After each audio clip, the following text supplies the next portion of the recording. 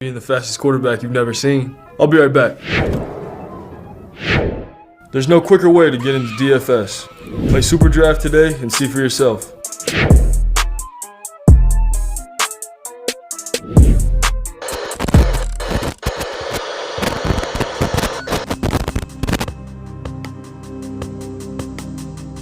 We're behind. They're all fired up.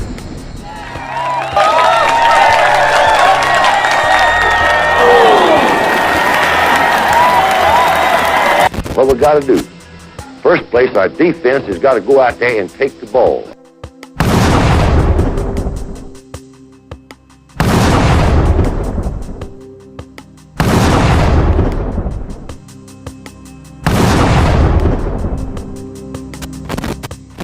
Then when we get the ball, we got to have 11 people that's going to do their job and try to score every time you get the football.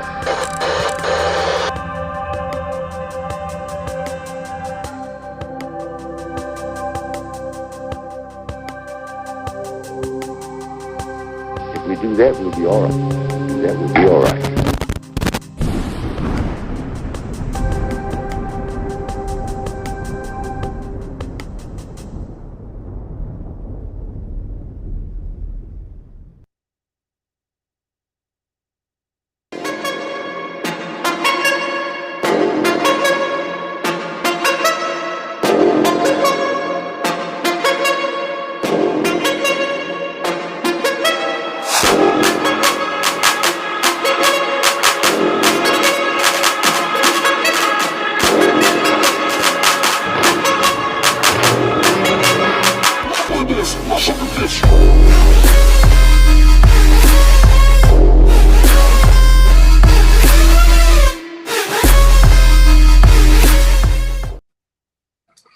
Happy Monday, everybody. Happy Monday. Happy Football Monday.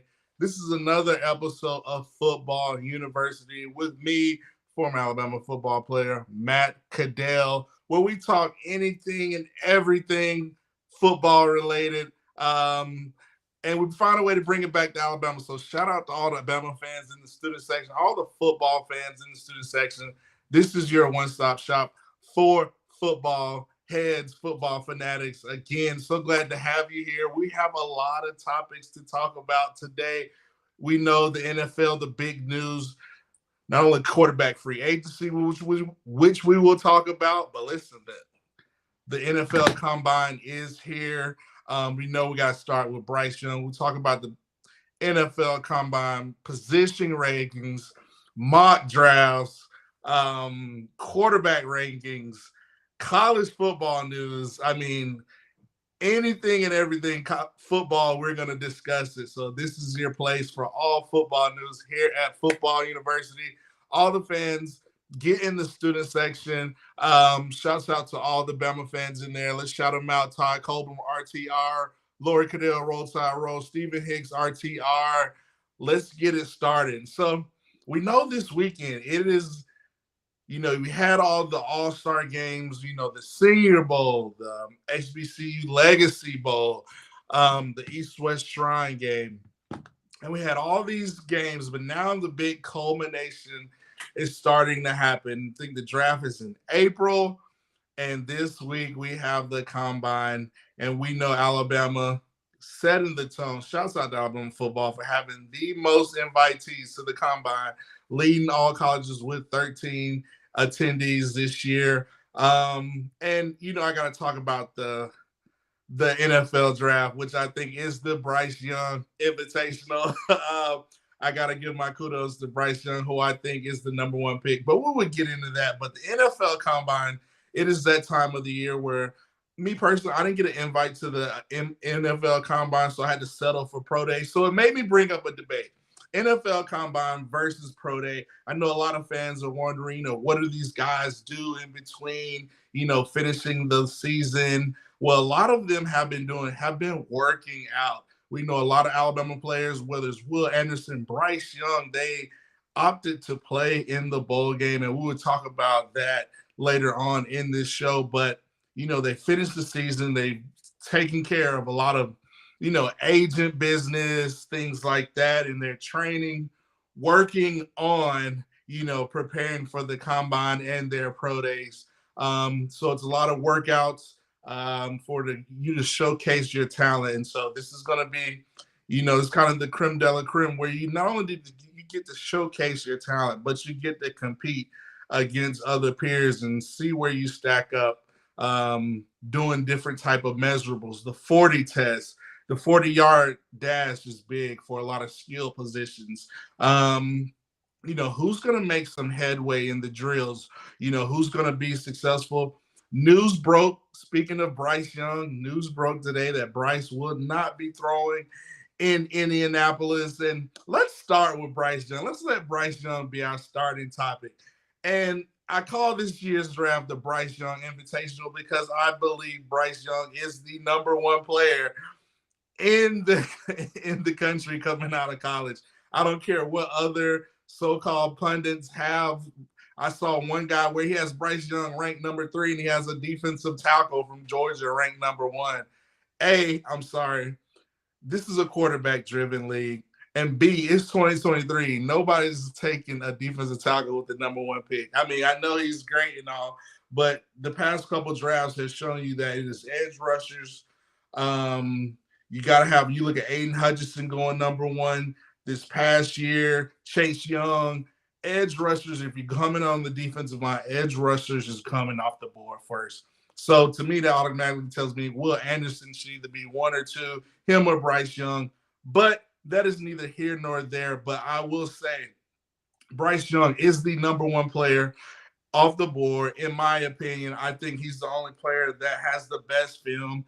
And yes, you're going to hear people say it's that time of the year. People are going to start saying, oh, his size. They're going to try to find ways to knock Bryce Young. Listen, this is what we do at Football University. We talk about everything. We break down everything regarding football here at Football University. And I'm going to tell you this. Don't fall for the propaganda. The eye in the sky does not lie. There's no other player in this draft that has better film work against better competition than Bryce Young, in my opinion. I mean, his accuracy, his playmaking ability, his poise. So for a lot of people to say that he's number 3 player in this draft makes no sense to me. But like I said, this is the Bryce Young invitation. Bryce said he's not throwing. He's going to elect to his pro day. So that brought me up to my point. I want to talk about the difference between pro days and combine. Combine's kind of the big exposure, but the pro days, I think that's what a lot of stuff goes on behind the scenes with these NFL teams. Different NFL personnel, they're contacting. One thing about the University of Alabama, what makes Alabama so unique is they have a lot of exposure for the NFL to come in, whether it's at practice. You see a lot of NFL scouts at practice during the season, in the off season, walking around in the facility. And on pro days, you really start to see a lot of evaluators, a lot of head coaches, a lot of GMs. They're going to be important. Can't wait to see Bryce Young pro day. So I think Alabama's probably going to have the biggest pro day out of all the colleges this year, just because the sheer talent of Bryce Young. Everybody wanting to see Bryce Young throw. We know Bryce is recovering from that AC joint injury, but to me, that's what makes Bryce Young second to none, because he opted to play in the bowl game and, prove himself and kind of separate himself, as opposed to other quarterbacks or other players in this draft who, guys who, whether it's Will Levis or AR-15, guys did not play in the bowl game. They opted out. But to me, that shows what type of leadership Bryce Young has, different types of characteristics, different types of integrity, different types of unique characteristics that you're looking for in a guy that's going to lead your team for the next 4, 5, 6 years. So I got to talk about Bryce Young in this NFL draft. So we're going to talk about the combine, but the combine is in Indianapolis. And let's get to the student section before I get to the combine. Let's shout out everybody. Shout out to Nick Saban Jr. So I want to say, we talked about Bryce Young being the number 1 pick, opting out not to throw in this year's draft. And I will say this, do not let this be a big deal. You're going to hear guys talk about, oh, Bryce Young, he's not the number one player in this draft. Oh, Bryce Young's not the top quarterback, which is blasphemy in my opinion. But I will say this: Bryce Young is the number one quarterback, and so it makes me go to my position rankings in the student section. Please let me know your thoughts. I want to talk about my QB rankings for this year's draft. As of today, February 27th, my QB rankings. Bryce Young, number one. I have him number one. I think he's above all the other quarterbacks. Number two is CJ Stroud. I think he's right behind Bryce Young. Number three, I know people were talking about Will Levis and all this stuff, but I'm not as high on Will Levis. I'm going with Anthony Richardson as my third best quarterback. I think he has more upside. And number four, if I had to go with one, this brings me to my next topic, which is Will Levis. I'm not as high on Will Levis as some of the big national pundits who they're comparing him to Josh Allen and all this stuff. But I'm looking at this. When I saw Will Levis play on Saturdays, it really didn't impress me. And then one crazy stat, compared to Hendon Hooker, 2-year starters, Will Levis has thrown 23, 24 interceptions in the past 2 seasons. To me, that is not impressive. I don't care how many upsides or measurables that you think that he has. I'm not as high as on Will Levis. I've got Will Levis as probably number 4, number 5 on my board, just as evaluating pure talent. And I think I would take, if I had to pick, I would probably, it's going to be some teams out there that are going to look at Will Levis and say, oh, he could be the next Josh Allen. But if I'm looking at statistically, I might take Hendon Hooker. I think Hendon Hooker is a better quarterback. I think he has a better arm. But that's a big debate. And I think I'm leaning towards Hendon Hooker over Will Levis. But I got him kind of tied for that 4th spot. So I want to get your thoughts here in the student section. That's what we do here at Football University. We talk anything, everything football. So we talked about Bryce Young, my quarterback rankings, my position rankings. And so before we get to my next topic, let's get to the student section. Nick Saban Jr. says, who is your sleeper going into the draft, not just Alabama players? To me, my sleeper in the draft, which is a great question, I actually think Jahmyr Gibbs. I think Jahmyr Gibbs is a talent that if you look in today's NFL with what they want to do, you look at the Kansas City Chiefs offense, how they want to run it and gun it, but you have to be able to have runners that can do well in space, inside zone, outside zone. I'm going with Jahmyr Gibbs. I know Bijan Robinson, the running back out of Texas, who's probably number 1 on my board overall running backs, but I got Jahmyr Gibbs kind of as a 1B, if that makes sense, followed by Tosh Spears from Tulane. Jahmyr Gibbs, to me, I think he adds a lot of value from, if you look at his tape, catching the ball in the backfield, his explosiveness, being able to manipulate defenders, getting in and out of breaks, running routes against linebackers, safeties, different types of personnel. He presents a lot of weapons for teams. Great question. And I think he presents a lot of value. I actually think he's going to go higher. I don't see him falling past 31, 30.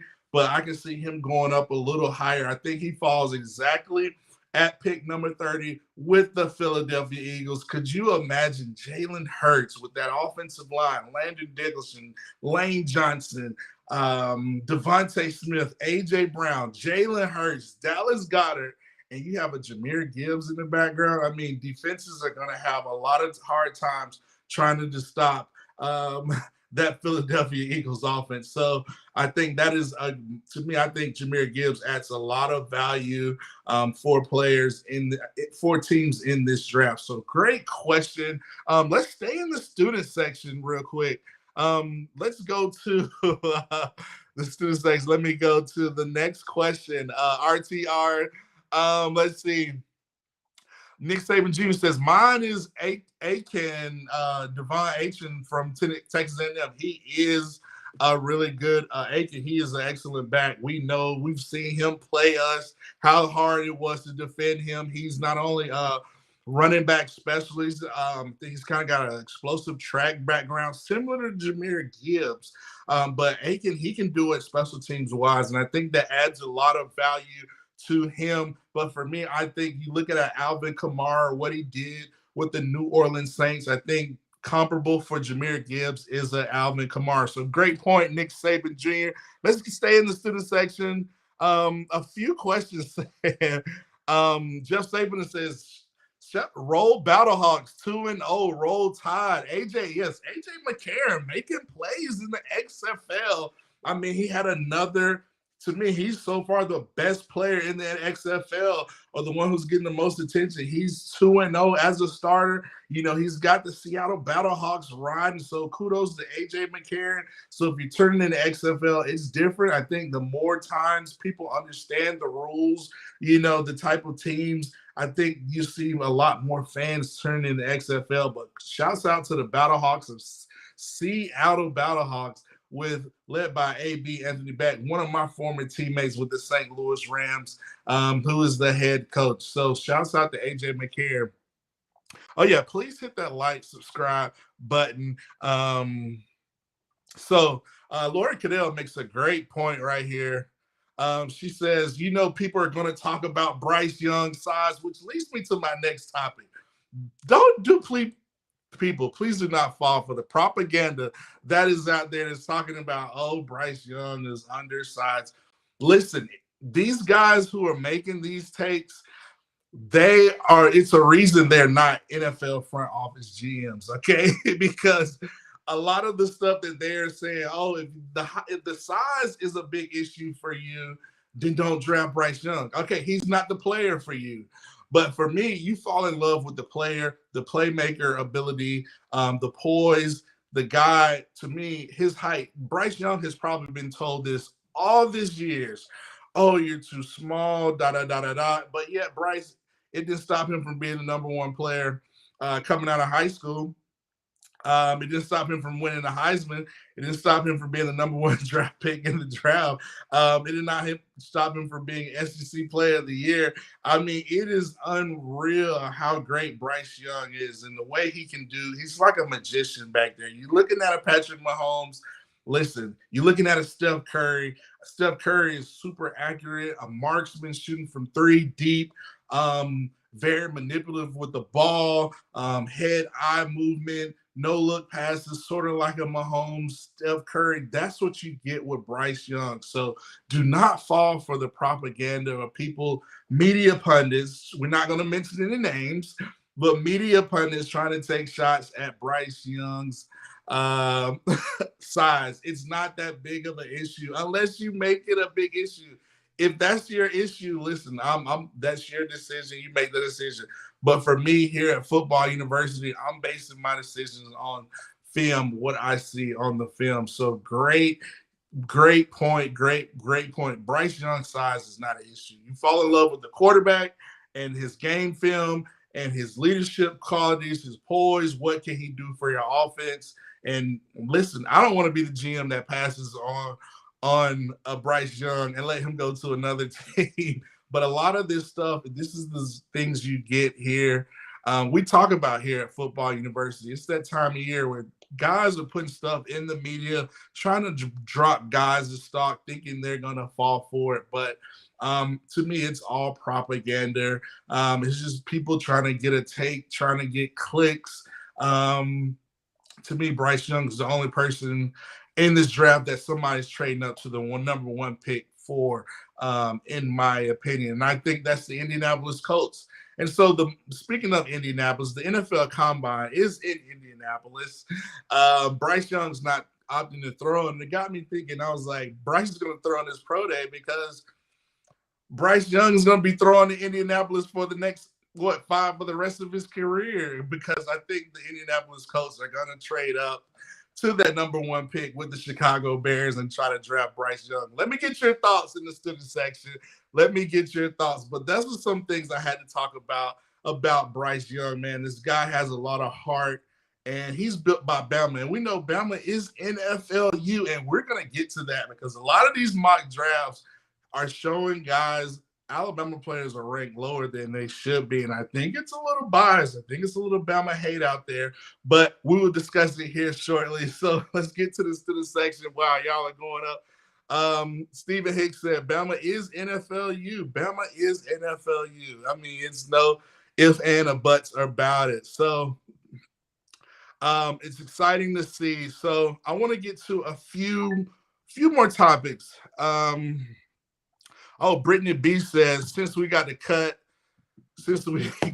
Carson Wentz, do you think the Commanders would try to pick him up? I don't know what the Commanders are going to do. They just got Eric Bieniemy as the offensive coordinator, associate head coach. I think you look at a Bryce Young, the Commanders, they have Sam Howell. He's a good talent. He's pretty good. But, I don't think that's enough to win that division. You look at that division in the NFC where you look at the quarterbacks in that division. You got Jalen Hurts. You got Dak Prescott. You got Daniel Jones. So Sam Howell you kind of put him forth regardless. I think if you look at the Washington Commanders, I think they have the number 17, 18 pick, if I'm not mistaken. They let go of Carson Wentz today. Do you think they look at a Will Levis? Maybe Will Levis or AR-15 is right there. I think AR-15 is going to be going up a little bit higher, but I do have Will Levis kind of falling behind AR-15 being the fourth quarterback off the board.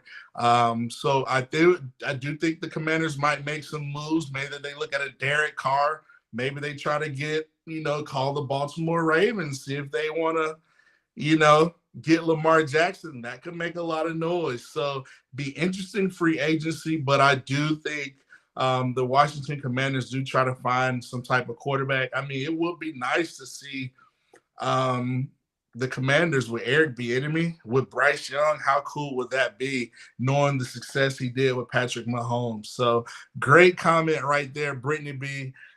They said same thing about Tua, and the Dolphins almost made it to the playoffs. Great point. So gets to my great point, William Bryant right here. He says, do you think CBS Sports having a mock draft with AR-15 being picked before Bryce Young? Listen, I mean, like I said earlier, I think these guys, I'm not going to knock CBS because CBS want to hire me for Football University on CBS Sports. I'm all for it. So, but that's what we do at Football University. We're able to be critical, of certain things we see, but to have AR-15, I get what you're saying, the measurables, athletic. When you see AR-15, you see a guy that has a lot of potential, a high ceiling, as they say in the business world. But for me, nobody's taken. I'm not sold on anything above Bryce Young. I'm looking at Bryce Young, how he is. He's, to me, at an elite level of playing quarterback. I'm talking about elite, like Mahomes level elite, Aaron Rodgers level elite, Drew Brees level elite. That's how high elite I have Bryce Young. AR-15, I think he will get there, putting them in the right offense, putting them in the right scheme, putting them a lot of weapons, with which you have to do with young quarterbacks in general. But I think right now, Bryce Young, he can go and compete. If the Colts draft him, Bryce Young versus Patrick Mahomes, that's something you turn on TV to watch these two guys go at. So to me, that's why I have Bryce Young. But great point by William Bryant, calling out, certain mock drafts having AR-15 over Bryce. So let's stay in the student section. Let's get a few more comments before I go to my next topic. Brittany B says, I think they have Bijan Robinson too low in the mock drafts. Listen, I think, it's right now a lot of mock drafts are just guys just going off of, kind of what they're hearing. They'll have more information coming out of the combine, seeing guys measure, they're able to interact with so many NFL front office personnel, the scouts, the GMs, the head coaches. You got the agents, you got the players. The players are being interviewed. We know Bryce Young is going to be doing interviews in Indianapolis, so I do think he's getting comfortable, with the facilities, the locker room, because I think that's where he's going to be. I wouldn't be surprised if Jim Irsay is down there rolling the red carpet out for Bryce Young in Indianapolis, making sure he's not showing his card, not showing his hand for the other teams. That way somebody might try and trade up with that number one for the number one pick, but versus Chicago. But I think with the Indianapolis Colts at number 4, I think they have the best to offer. I don't know if the Texans will move up. D'Amico Ryans, shouts out to D'Amico. I don't know if they will move up. I think they're content with being at 2, maybe getting a CJ Stroud. And I talked last week how CJ Stroud versus Bryce Young, that's divisional rivalries in the AFC South rival, playing each other twice a year. But I think D'Amico and them are happy. They know they have to get the quarterback position. I think they want Bryce, but I don't think they're going to give up their number 2 pick and the number 12 pick to trade up for that number 1 pick. So, but I do think the Colts, you look at Jim Irsay, they've had a run of quarterbacks, just kind of filling in from Matt Ryan to Brian Hoyer to Jacoby Brissett to Andrew Luck. They're looking for some consistency. And I think Jim Irsay, I do see Bryce Young in the Indianapolis Colts uniform as of right now. So you never know. But great comment, great questions going on. So let's get to my next topic. So we talked about Bryce Young, which I think this 2023 draft is the Bryce Young invitation, in my opinion. He's the number 1 player off the board. But I want to talk about, players. Let's talk about Will Anderson. Can we give Will Anderson some love? I mean, I'm starting to see guys talk about Jalen Carter, defensive tackle, is the best player in the draft. And listen, no disrespect to Jalen Carter. He's a great defensive tackle. He can play multiple positions up and down the defensive line. He's very multiple. But I'm not, with the number 1 pick in the NFL draft, I'm not taking the defensive tackle with the number 1 pick. I'm sorry. If anything, I'm taking I would trade down after that number 1 pick. Speaking of number 1 pick, rumors are starting to circulate that the Chicago Bears are shopping that number 1 pick out. But I don't think they show their hand who they're trading that pick to till we get like maybe day of the draft. I think that they're going to play it close to vest, and I think they've kind of got some ideas where they want to go. I think I've heard teams are multiple teams have contacted them about the number 1 pick, and I can only suspect that what the Chicago Bears want to do, they can trade down to maybe number 4 and get a Jalen Carter or Will Anderson. But I do think 3, 4 pick is where you will see the Chicago Bears kind of trade down. But Will Anderson, great player. You're going to start hearing guys talk about this defensive end from Texas Tech, which is good. He is good. But, man, now it's no way to put him over Will Anderson. This guy, I look at Will Anderson's body of work. This guy could have went to the NFL draft after his freshman year. And especially he could have went last year if he was draft eligible, and probably could have went ahead of Aiden Hutchinson. So I got to give Will Anderson some love. He is a real deal edge rusher. I think he goes somewhere, whether it's, Seattle Seahawks or the Arizona Cardinals or the Chicago Bears. I do think the Chicago Bears really like Will Anderson, and they're going to want to pick him up in the draft. So I just had to show Bama guys. I mean, Will Anderson, Bryce Young are the top 2 players in this draft, in my opinion. I mean, they've got the better body of work, and they are so, their film just going against in the SEC against great competition. Will Anderson, Bryce Young, my top two players, and then it'll probably followed by, a Jalen Carter, Bijan Robinson, those type of guys. So keep them coming in the student section. So we talked about Will Anderson. Let's talk about the 40, and I want to talk about the Bama guys. And there's so many Bama guys. We got Will Anderson, Bryce Young, Brian Branch, who I think is at number 10 is when the Brian Branch sweepstakes will start to roll. We mentioned Jahmyr Gibbs, Eli Ricks, Jordan Battle.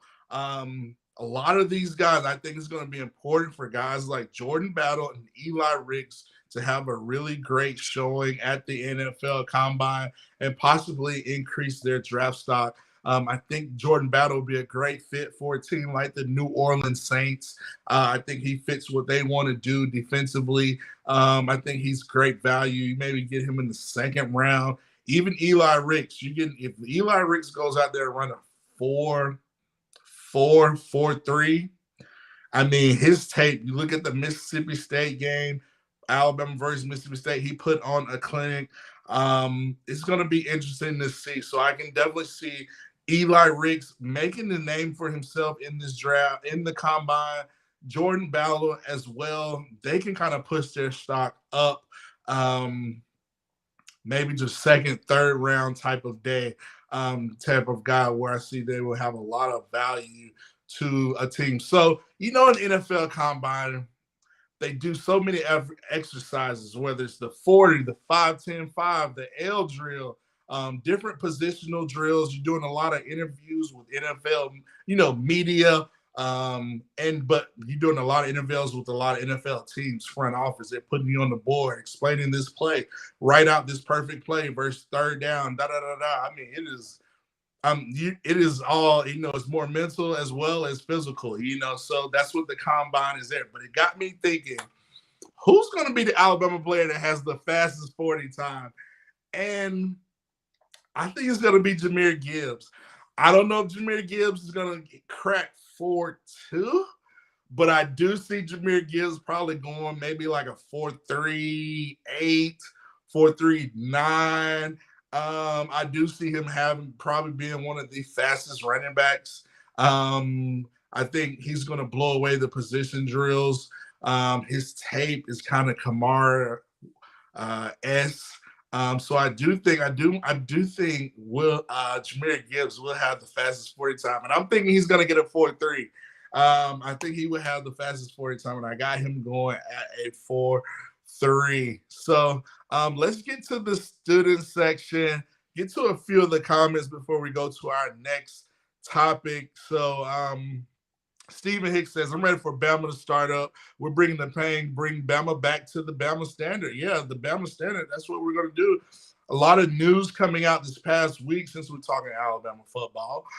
Coach Saban just hired new inside linebackers coach, Robert Bala, I believe, from Liberty. He was the inside linebackers coach, replacing Austin Armstrong, who was only at Alabama for 8 days. I mean, listen, shows you the power of Coach Saban and having you on staff. Everybody's looking at you to be on their staff. But I mean, I thought the move was a little premature. Me personally, I kind of would have waited to be coached by the GOAT. It is what it is. But, going from inside linebackers coach at Alabama to being a defensive coordinator at Florida, I see it. I understand it. People might say that's a promotion or whatnot. But for me, I'm going to get coached by the GOAT. I think that time is priceless to learn from the best, to really pick his brain, to really see what you can do. So, but it's neither here nor there. He made the decision to leave after 8 days. But we got Bala, and I think Bala is a great hire. You heard news reports saying how Hugh Freeze was actually kind of jealous that Coach Saban hired this guy. He thought that highly of this young rising star coach from Liberty. And I want to talk about a few stats about Robert Balla's defense.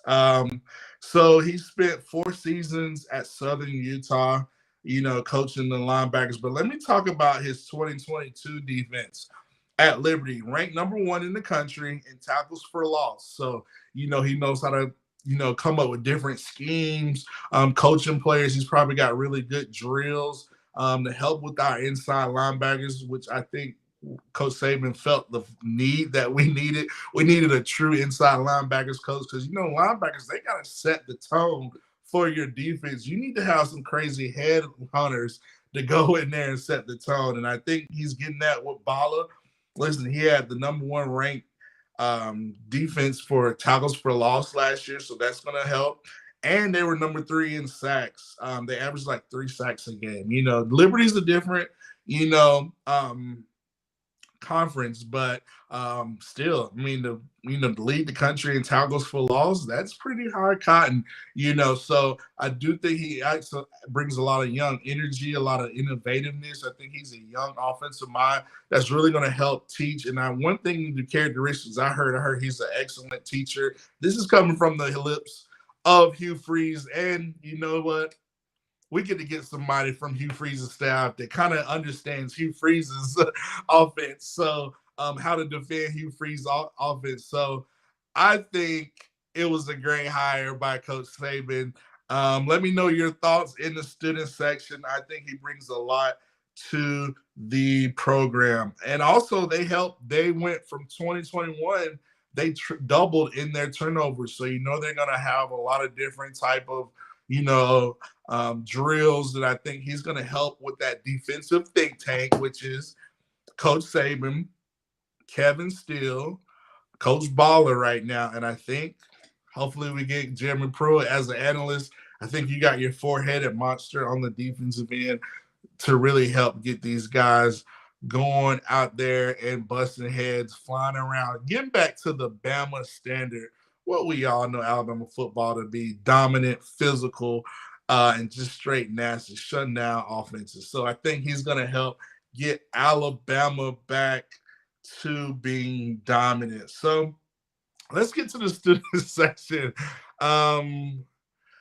Just Saban say, I want our defense to live in the backfield. That's the kind of defense I want to see take the field and control the line of scrimmage. I agree. I think too many times we didn't have the right call. We didn't look prepared, and we were very soft as last year. I think we're gonna get back. We got more energetic, rah guys. You look at Kevin Steele. He was at Alabama when I was there. He's the one that's gonna teach you. He's gonna motivate you. He's going to get you riled up and fired up, ready to go out there and bust somebody's head. He's going to have you game ready. You're going to be prepared. And I think that's what we needed. And I think he knows how to run Saban's defense and what Saban is looking for defensively. And I think that's just going to help our defense move forward. So Stephen Hicks, I'm ready to shut up the delusional UGA fans. That's so funny. Listen, Georgia's riding high. They won back-to-back national championships. So I just think that's just motivation, like I said, for Alabama to really, kind of get things rolling, getting back to I don't want to say the Bama factor. I want to say the Bama standard. Shouts out to the Bama standard. Getting back to being dominant, physical up front, and just playing smash mouth football. You look at what we have with Tommy Rees. I think we're going to get back to running ball, play action, really just controlling, throwing and put up points and running the ball that can win games. So I think we're going to be back to being physical up front, both on the defensive and the offensive line side. So let's stay in the comments. Let's see. Excuse me. Sydney Reed says, I can't wait either. I think Saban is going to show all these haters Bama hasn't went anywhere. I agree about that. And speaking of Coach Saban, I mean, this is a new guy, and I think it was one of my points. So thank you, Cindy Reed, for bringing up that point. It was actually one of my points that I was going to talk about is Coach Saban. I mean, he's like a new guy. I'm like, who is this guy? He's like he's doing more exposure, which I kind of like. You see him. This is what the third third or fourth Saturday in a row, Coach Saban has watched a basketball game. We see him courtside. This past Saturday, they're in Coleman Coliseum, and he's got the PGA Tour major champion, Justin Thomas, sitting by him, and you see Coach Saban doing the wave. I'm like, whoa. You see Coach Saban smiling. I'm like, uh-oh. That could be a sign he's in a good place. He's ready to get things rocking and rolling and bring Bama back to the Bama standard. So it's just interesting to see Coach Saban kind of being more in the spotlight, as if he's not already in enough spotlight, but showing a different side of him at these basketball games. He's watching the talent. He's watching Nate Oates, and I think Coach Saban is learning a lot from Nate Oates, how he has his staff clicking on all cylinders, how he has the players just maximizing his talent. He's just being dominant. So I think Coach Saban loves that. I think he has a lot of respect for Coach Oates, but I think Coach Saban is loving going out to these games because after the game, during the game, Coach Saban is going viral, and I think that's great for recruiting at the end. I think more exposure for Coach Saban is more showing him in a different light, actually brings more, I think, exposure and helps with the recruiting for Coach Saban. That way he can put all the naysayers and haters and just use it as motivation to go back and be a dominant. So great point right there, Miss Cindy Reed. I had to talk about Coach Saban. I'm like, who is this guy doing the wave? I mean, I'm so used to him chewing me out in college, but it's good to see him. But let's stay in the student section. Let's go to a few of these comments. Spencer says Saban was just given a seat for good golf tips. I mean, you get to learn from a major champion, Justin Thomas. The first question I'm asking Justin Thomas, what's it like playing with Tiger? Is Tiger going to be ready for the Masters? But shouts out to Justin Thomas. I think he was a two-time national championship at Alabama. So he's a major winner. I think he won the U.S. Open. So JT, big Bama fan. He had the Bama shirt at that game with the old school, lettering with the elephant and the A. I'm excited. But it was good to see those guys. I got Alabama just getting close to March Madness, baby. I think Bama's going to go far. I think got Bama going to Final Four. But this is what we do talk about the football university. So let's keep it in the student section. Keep them coming. Great point right here. 60 says, Matt, what is your take on Jaheim Otis? Do you think he will dominate the D-line? Yes, I do think Jaheim Otis, dominant, athletic, powerful, massive talent coming out of Mississippi. We saw what he did this past year. He's kind of going to be our Jordan Davis, big, physical, just massive freak of nature. But he came in at like 400 some pounds, and he got down to like 300 some. Now he's down to like 320 or something like that. I think he's going to be dominant. I know he's more athletic, but I don't want him to get too small.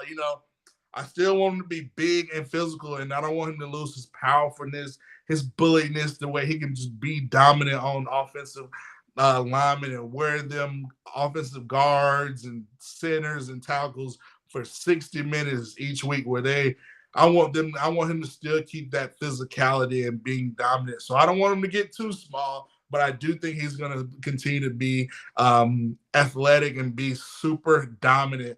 That way Bama can get back to playing joyless murder ball, as y'all are saying, in the offense. And Bama's winning. Great job. So we talked about the defensive line. We talked about the new hires. We talked about Coach Saban. We talked about the draft. So let's go to our next topic. We talked about the Bala hire. Today's not September, excuse me. Today's February the 27th. So yesterday's Sunday, I know all Alabama fans were celebrating 226 or 2nd and 26. Happy 226 Day. We know that day lives in Alabama football lore when Tua made 2nd and 26 the national championship.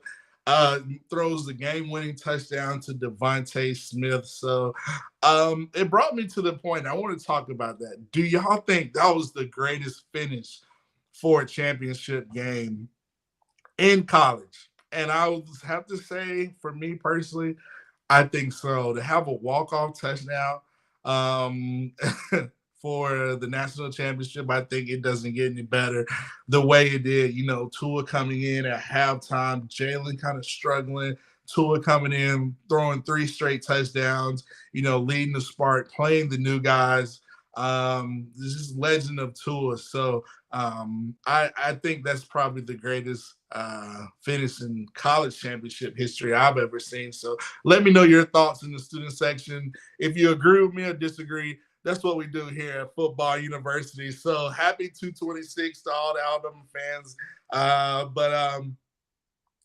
I talked about how I'm not high on Will Levis. I talked about Bryce Young, how he's going to be throwing in Indianapolis anyway. Even if he's not throwing in the combine, I think he's going to be throwing there for his career. So I want to talk about Bryce Young and how I don't think Bryce is getting enough credit for how the type of character, and I kind of alluded to it a little bit earlier, but I think this guy gets it right. I think this guy knows how to handle himself.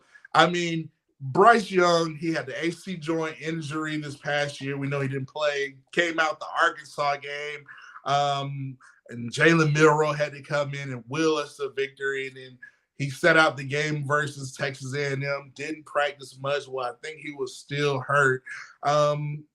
But he comes back to Tennessee game and he plays the rest of the year. But instead, showing the type of character Bryce Young is, he did not opt out. Will Anderson, these guys are the top 2 picks in the most talented prospects in the draft. But what did they do? They stayed and wanted to play with their brothers. That just shows you the type of culture Alabama has, but shows you the type of character that the players have. And I got to say, Bryce Young did it the right way. And I got to say, the opposite of that, who I didn't think did it the right way, was Will Levis. Will Levis, you know, he immediately said he was not going to play in the bowl game. He's going to focus on the draft. Didn't play in the Senior Bowl, had injuries, and he threw a lot of interceptions the past 2 years. I'm sorry.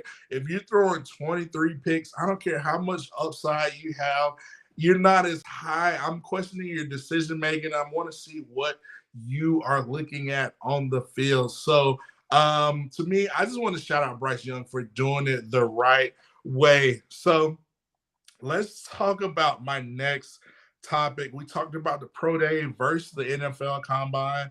I do want to say this. For Bryce Young, I know he's going to throw at his Pro Day. Excuse me. Has something in my eye. I know he's going to throw at his Pro Day at Alabama. We know all the scouts are going to be there. I wouldn't be surprised. This team's coming in earlier, a day or two earlier, trying to set up meetings with, you know, Bryce Young's personnel, trying to get in with Coach Saban, trying to get as much information from Coach Saban, you know, trying to make sure they are on the inside track for Bryce Young. And this is what we do at the Football University. A big trend that I want to talk about, it kind of started a couple years ago when these quarterbacks are throwing at their pro day and they want to show off their arm. And this brings me back to the Wilson pro day at BYU. Oh my goodness. I was just like, it was just crazy how it was. It was just so Wilson, the quarterback from BYU, he has this pro day. You know, you have scripted routes and you throwing, and it's like a glorified practice. You probably throwing 50 or 60 balls, but he was throwing, and he started throwing. The last throw that he does is like this roll out right, and you just like chunk the ball so far, 60 yards, and you hit a receiver in stride. And I'm like, I don't want Bryce Young to fall in that play. I think, if anything, Bryce, continue to show how accurate you are, because that, to me, those arm strength throws, they are not too impressive to me, because people be like, oh, wow, look, he threw the ball so far. It shows his strong. To me, I'm all about accuracy. Show me how accurate you are. Show me how tough you are in the pocket. Show me you can manipulate yourself in the pocket. I don't care how, oh, you threw the ball. You looked amazing throwing this ball in shorts. This deep ball. Like, don't get caught up in that, because to me, that has nothing to do with being in the NFL. You got to pay to be accurate and on time. So I don't care how strong of an arm. If you can't make the right decisions against these top defenses, it's showing with Zach Wilson. The New York Jets are looking for a quarterback. So I wanted to say that, Bright, focus on your accuracy. Focus on the things that make you so great. So yeah, I had to get that in. So let's get to my next topic. We talked about, so I want to talk about some of these mock drafts. I kind of alluded to it a little bit earlier, talking about teams that are you've seen a lot of mock drafts, and like I said, if they don't have Will Anderson and Bryce Young as their top two players or draft prospects, to me, that is showing bias. And I think it's a lot of anti-Alabama hate. Alabama's been so successful beating up on all these guys' teams that they want to say, oh, I want to find some type of way to mark down these players. So to me, it's a lot of Bama hate. We live and die this 24/7, 365, but don't fall for it when you see it on these mock drafts, because it's just guys who are just out there just putting stuff together and just hating on Bama players. It's like they had Brian Branch as the number 25 best player, and I'm like, what? Brian Branch, to me, it's not even a defensive back that has better film than Brian Branch. This guy can play nickel, he can play safety, he can play corner, and he can play punt returner. Like, he does it all. Like, to me, this guy is unreal. So I just want to say, don't fall for it. So I do want to get to my next topic. We talked about Alabama football, Coach Saban, college football. We talked about kind of the spring matchups. Little interesting news, and I want to get your thoughts. So we know a couple weeks ago, it officially became Texas and Oklahoma will be coming into the SEC starting this year. 2024. I think they're coming in a year early. So it made me think about how great of a power move and how smart of a power move that was for the SEC, especially with the 12-team playoff coming in this year. I think in 2024, this will help the SEC at least have the college football playoff will be the SEC invitational. The SEC will at least have 5 or 6 teams each year and out in the 12-team playoff. And so I wanted to say that is a good look. But having Texas and Oklahoma come into the SEC, how cool would that be for Texas and A&M to bring back the Texas A&M game? I think that would be great to see. I think that would be kind of cool to kind of bring that rivalry. But having Oklahoma come back, come to the SEC, I think that sets up a kind of new rivalry for Alabama. I mean, you got the two crimson colors. Oklahoma's historically, known to be good, and they're always talking about how great they are, Boomer Sooner. But just imagine Alabama going to Oklahoma, Norman, Oklahoma. How cool would that be? I think that's kind of gives way for the new rivalry. We've seen what the Texas-Alabama matchup is, but I'm kind of interested to see the Alabama-Oklahoma game. I think that's two, programs that are really, historically pretty good. You think about some of the old Texas players, coaches, historically, and I think playing Alabama, how cool would that be? So interesting to see about that. So let's get to my next topic. What was I going to say? So yeah, Texas and Oklahoma are coming to the SEC in 2024. it just made me think about, man, how smart the SEC is. They're going to average about 6 or 5 teams in the 12-team playoffs, more money for the SEC, and they get to, build up the SEC program. And so that got me thinking, a lot of teams, a lot of conferences are looking, a lot of schools in the other conferences are looking at the SEC, and you see what Oklahoma and Texas said, and we're leaving the Big 12, we're coming to the SEC.